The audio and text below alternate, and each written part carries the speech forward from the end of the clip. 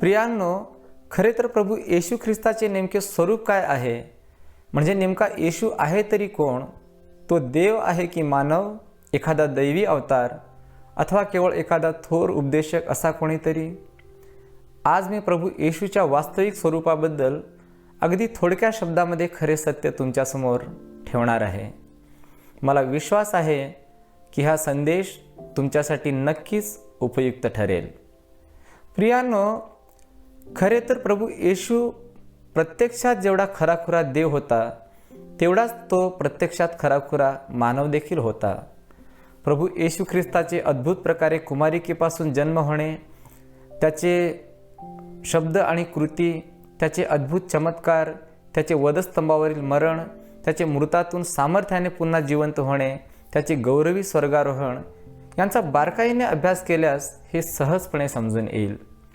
योहानकृत शुभवर्तमानाचे पहिले अध्याय सांगते की सर्व काही त्याच्याचद्वारे अस्तित्वात आले आणि जे काही झाले ते त्याच्या वाचून झाले नाही. त्याच्याकडे जीवन होते व ते जीवन मनुष्य मात्रांचा प्रकाश होते. तो या अंधकारमय जगात आला, परंतु अंधाराने त्याला ग्रासले नाही. गौरवाच्या प्रभूने मानवामध्ये वस्ती केली, म्हणजे जगाचा निर्माणकर्ता या जगात आला, परंतु जगाने त्याला ओळखले नाही.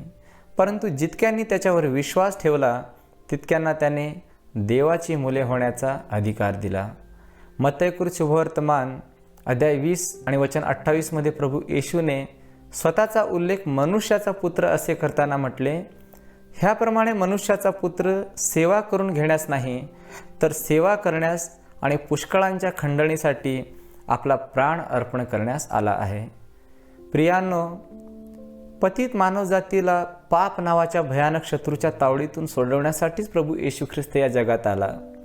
त्याचे शब्द आणि कृतीवरून त्याचे देवत्व आणि मानवपण या दोन्ही तत्वांचा एका व्यक्तीत झालेला परिपूर्ण संगम आपल्याला ठळकपणे दिसून येतात. खरे तर प्रभू येशू या पृथ्वीवर एखादा दिव्य मानव असा किंवा मानवरूप धारण केलेला देव असाही नव्हता, तर तो देव मानव होता. म्हणजे सदा सर्व काळ देव आणि सदा सर्व काळ मानव. म्हणजे प्रभू येशूने जेव्हा देह धारण केले तेव्हा त्याचे देवत्व नाहीसे झाले नाही, तसेच त्याने आपला कोणताच दिव्य गुण बाजूलाही टाकला नाही. मात्र जगाच्या स्थापनेपूर्वी देवपित्याबरोबर त्याचे जे गौरव होते ते त्याने दूर ठेविले. देहधारणेमध्ये देव देही झाला व त्याने मानवामध्ये वस्ती केली. तो पूर्वी जो होता म्हणजे देव, तो सार्वभौम देव असाच होता, पण पूर्वी त्याच्याकडे जे नव्हते ते परिपूर्ण मानव पण त्याने अंगीकारले. फिलिप्पीकरास पत्र अध्याय 2 सांगते की अशी जी चित्तवृत्ती ख्रिस्त येशूच्या ठायी होती ती तुमच्या ठायीही असो. तो देवाच्या स्वरूपाचा असूनही देवाच्या बरोबरीचे असणे हा लाभ आहे असे त्याने मानले नाही, तर त्याने स्वतःला रिक्त केले, म्हणजे मनुष्याच्या प्रतिरूपाचे होऊन दासाचे स्वरूप धारण केले आणि मनुष्य प्रकृतीचे असे प्रकट होऊन त्याने मरण आणि तेही वधस्तंभावरचे मरण सोसले, येथपर्यंत आज्ञापालन करून त्याने स्वतःला लीन केले. पण त्यामुळे तो पूर्वी जो होता त्यामध्ये काहीही बदल झाला नाही.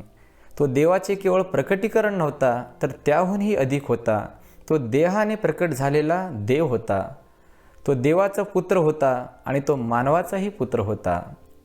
ह्या दोन वेगवेगळ्या व्यक्ती नसून दोन वेगवेगळे स्वभाव आणि एकच व्यक्तित्व, दिव्य आणि मानवी.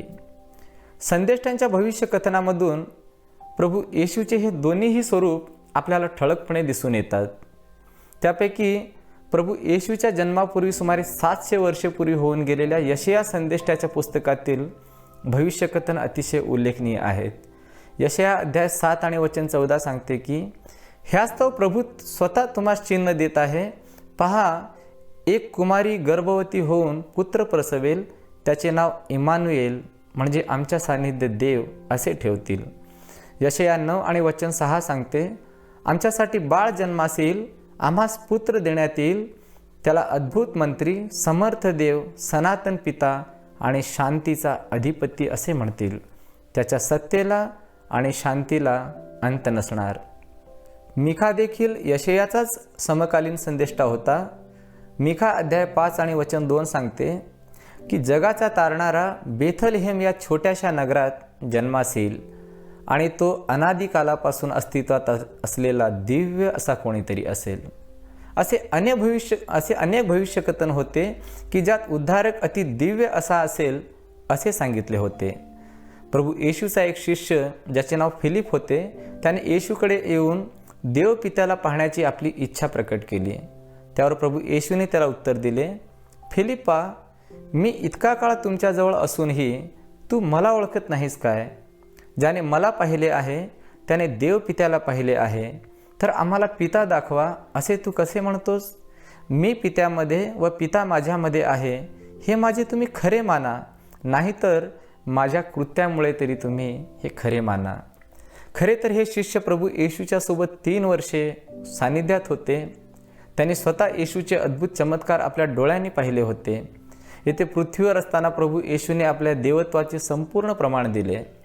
त्याच्या बोलण्यामध्ये दिव्य सुज्ञता होती, त्याची कृत्ये दिव्य होती, त्याने दिव्य सामर्थ्य प्रकट केले. तो माणसांच्या मनातील विचार वाचत असे, माणसांची अंतःकरणे हेलावून टाकत असे. इतकेच नव्हे तर माणसांच्या इच्छाशक्तीला वळण देत असे. जेव्हा जेव्हा आपले सामर्थ्य प्रकट करावे असे येशूला वाटले, तेव्हा अवघे निसर्ग देखील त्याच्या पुढे हात जोडून उभे राहत असे. त्याच्या एका शब्दाने सर्व प्रकारचे रोग आणि विकार तात्काळ पळून जात असत. त्याने मृतांना जिवंत केले. तो वादळांना धमकावून शांत करत त्याच्या उपस्थितीत दुष्टात्मे तात्काळ काढता पाय घेत असे. म्हणूनच प्रभू येशू म्हणू शकत असे की ज्याने मला पाहिले आहे त्याने पित्याला म्हणजे प्रत्यक्ष देवालाच पाहिले आहे. त्याचप्रमाणे असे अनेक भविष्य संदेश आहेत ज्यात प्रभू येशूचे मानवी व्यक्तित्व दाखवले आहे. उत्पत्ती अध्याय 3 आणि वचन 15 सांगते की सैतानाच्या सत्तेला नेस्तनाबूत करण्यास येणारी व्यक्ती स्त्रीची संतान असेल. अनुवाद 18:18 सांगते, जुन्या करारात ज्याच्याद्वारे देवाने इस्रायलची सुटका केली त्या मोशेसारखा तो संदेष्टा असेल.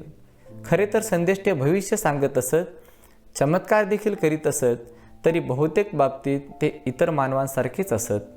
यशाया 42 आणि 53 अध्याय सांगतात की तो परमेश्वराचा सेवक असून तो क्लेशांनी व्यापिलेला आणि व्याधींशी परिचित असेल. प्रभू येशूने आपल्या मानवपणाचे म्हणजे निष्पाप आणि पापविरहित मानवपणाचे पूर्ण प्रमाण दिले. तो एका कुमारीच्या उदरी लहान बाळ असा या जगात जन्मास आला. त्याला बाळंत्याने गुंडाळले होते. तो ज्ञानाने आणि शरीराने वाढत गेला असे सत्याचे वचन सांगते. सुमारे 12 वर्षाचा असताना प्रभू येशू मंदिरामध्ये शास्त्री आणि पुढाऱ्यांना प्रश्न विचारत असल्याचे वर्णन आहे. मानव या नात्याने त्यालाही थकवा येत असे, त्यालाही भूक तहान लागत होती. त्याचे खाणेपिणे अगदी सर्वसामान्य माणसांसारखेच होते. तो झोप घेत असे, तो प्रार्थना करत असे. कधी कधी प्रभू येशू डोंगरावर जाऊन रात्रभर प्रार्थना करीत असे. देवाच्या राज्याच्या अद्भुत गोष्टी आणि मोठमोठे चिन्ह चमत्कार दाखवून देखील काही लोकांनी प्रभू येशूवर विश्वास ठेवला नाही. याचे प्रभू येशूला एक मानव म्हणून नवल वाटत असे. ज्याला मरून 4 दिवस झाले होते अशा लाजर नावाच्या मनुष्याला प्रभू येशूने एका शब्दाने जिवंत केले. पण हे अद्भुत कृत्य करण्याआधी प्रभू येशूने जेव्हा त्या मृत व्यक्तीच्या बहिणींना रडताना पाहिले तेव्हा कबरेकडे पाहून तो स्वतः देखील रडला. यावरून त्याचे परिपूर्ण मानवपण ठळकपणे दिसून येते.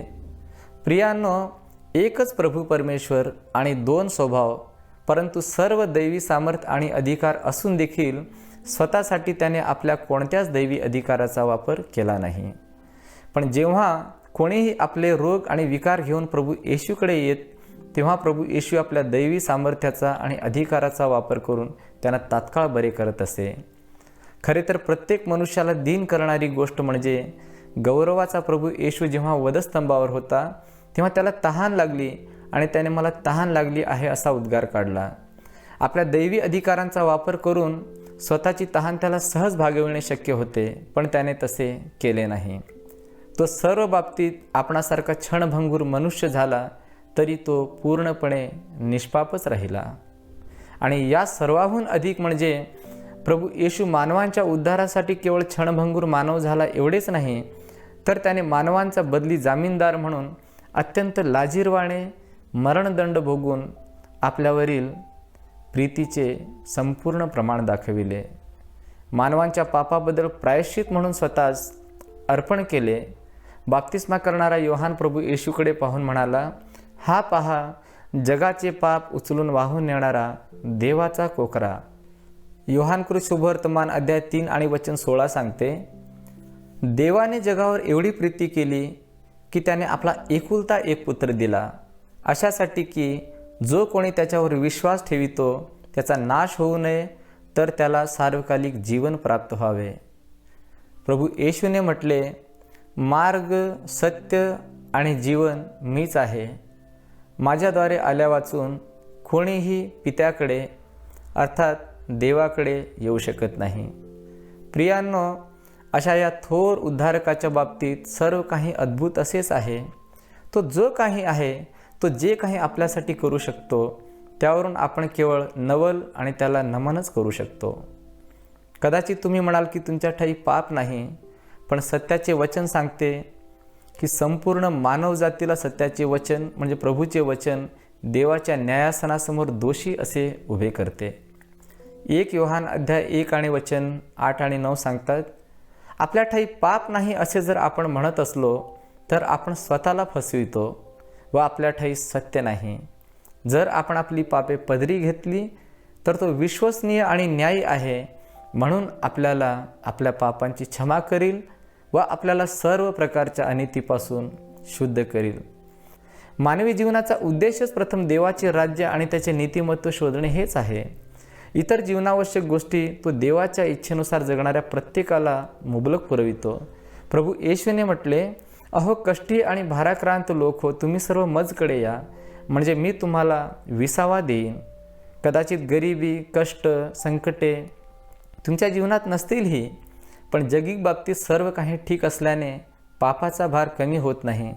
म्हणूनच येथे प्रभू येशू सर्व मानवांना सांगत आहे, खऱ्या विसाव्यासाठी त्यांना बोलवत आहे. योहानकृत शुभवर्तमान अध्याय 6 आणि वचन 35 मध्ये प्रभू येशू म्हणतो, मीच जीवनाची भाकर आहे. जो कोणी मजकडे येतो त्याला कधीही भूक लागणार नाही, आणि जो मजवर विश्वास ठेवतो त्याला कधीही तहान लागणार नाही. प्रियांनो, प्रभू येशू ख्रिस्त काल, आज आणि युगानुयुगे सारखाच आहे. तुम्ही जसे आहात, ज्या स्थितीत आहात, त्याच्याकडे यायला पाहिजे. तुमच्या समस्या कितीही मोठी असोत, तो आजही तुमच्या ठाई आपले सामर्थ्य प्रकट करण्यास तयार आहे. तुम्ही विश्वासाने, पश्चातापी अंतःकरणाने त्याचकडे या. प्रभू तुम्हास आशीर्वादित करो.